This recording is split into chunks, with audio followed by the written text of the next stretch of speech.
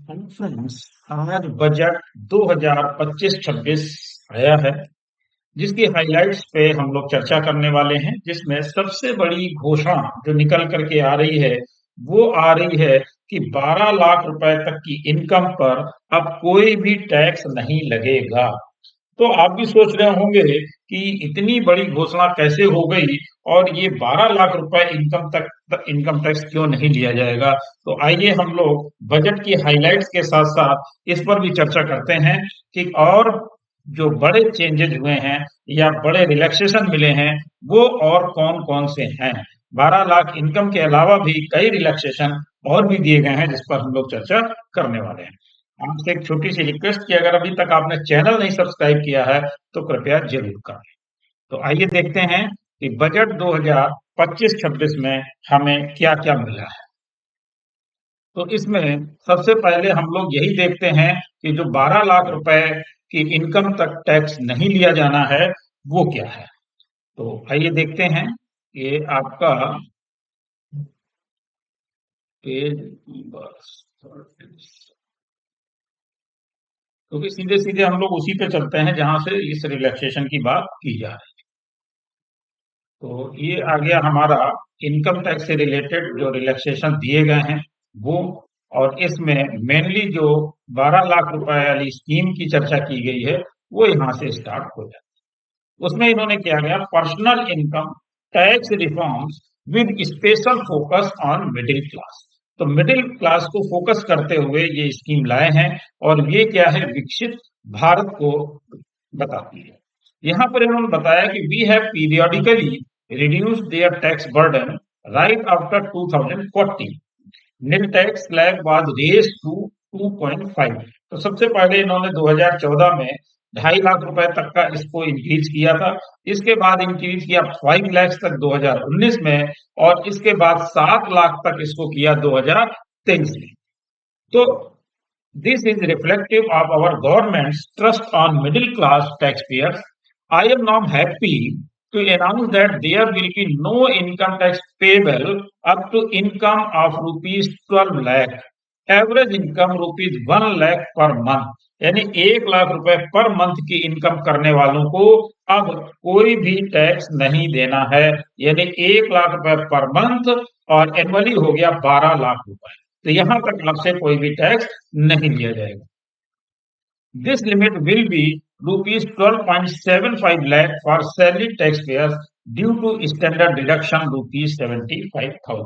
तो यही इनकम अगर सैलरी पर्सन को देखें तो उनको 12,75,000 तक कोई टैक्स नहीं देना है, क्योंकि उनको 75,000 रुपए का स्टैंडर्ड डिडक्शन भी मिलता है। यानी उनको टोटल इनकम जो 12,75,000 है उस पर कोई भी टैक्स नहीं देना है।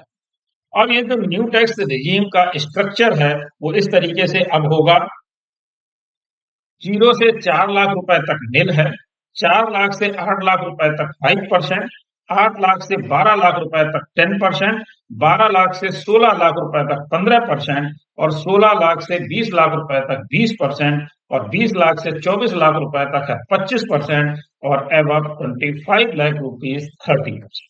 तो ये अब स्ट्रक्चर रहने वाला है न्यू टैक्स रिजीम का। अब आप यहाँ पर ये जरूर पूछेंगे कि जब 0 से 4 लाख रुपए तक निल है, 4 से 8 लाख रुपए तक 5% है, फिर 10% है, फिर 15% है, तो ये 12 लाख रुपए तक का एग्जम्पशन हमें कैसे मिल रहा है। तो वो मैं आपको बता दूं कि 12 लाख रुपए तक का जो एग्जम्पशन मिल रहा है, वो इस तरीके से मिल रहा है कि 12 लाख रुपए तक जो आपके ऊपर टैक्स लायबिलिटी आने वाली है, उसको टैक्स छूट के तौर पर देगी, जैसा कि पहले भी दी जा रही थी कि 7 लाख रुपए तक की जो इनकम थी उस पर भी इसी तरह से रिलैक्सेशन दिया जा रहा था।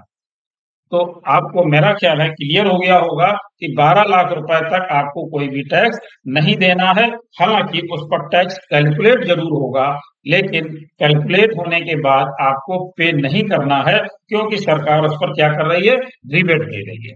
तो रिबेट के कारण आपको पे नहीं करना पड़ेगा, लेकिन कैलकुलेशन का तरीका आपका यही रहेगा जो यहाँ पर सामने दिया।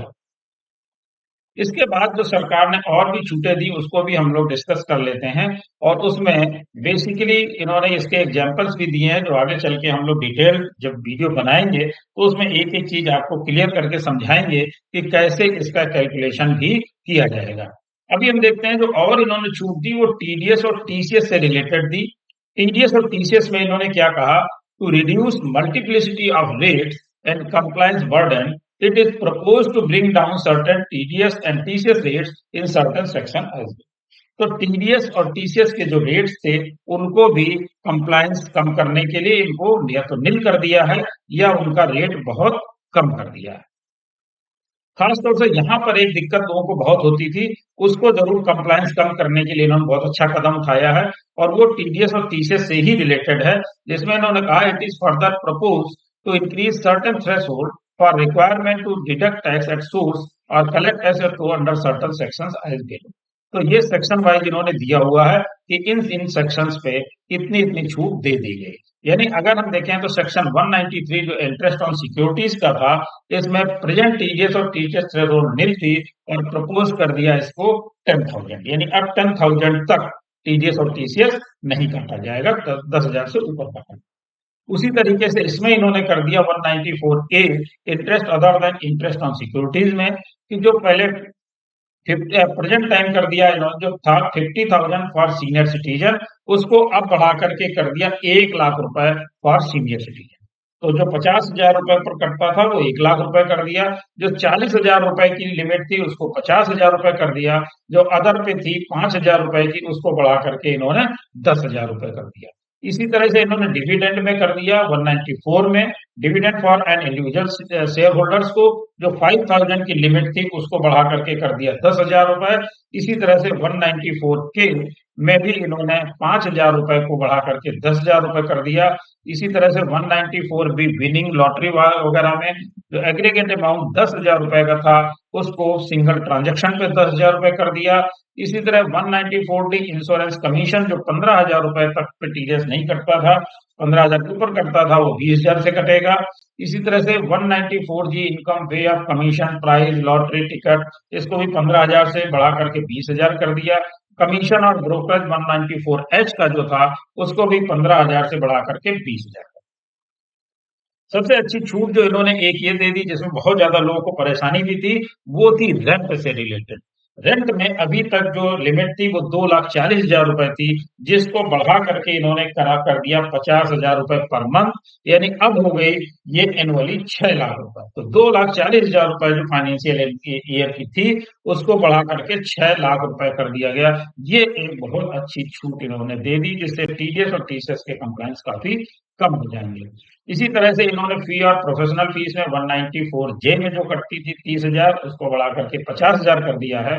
और इसी तरह से और भी कंप्रेहेंसिव 194 एलए में 2.5 लाख से 5 लाख और 206 सी 1 जी में जो नया लेकर के आए थे इसको भी 7 लाख से बढ़ा करके 10 लाख रुपए।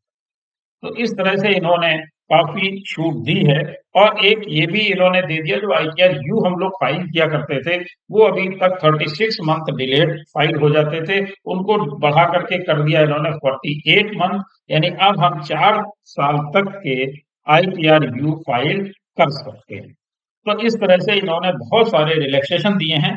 इससे रिलेटेड जो वीडियो हैं, डिटेल्ड वीडियो हैं, वो मैं आगे आपको लगातार इसी चैनल पर देता रहूंगा।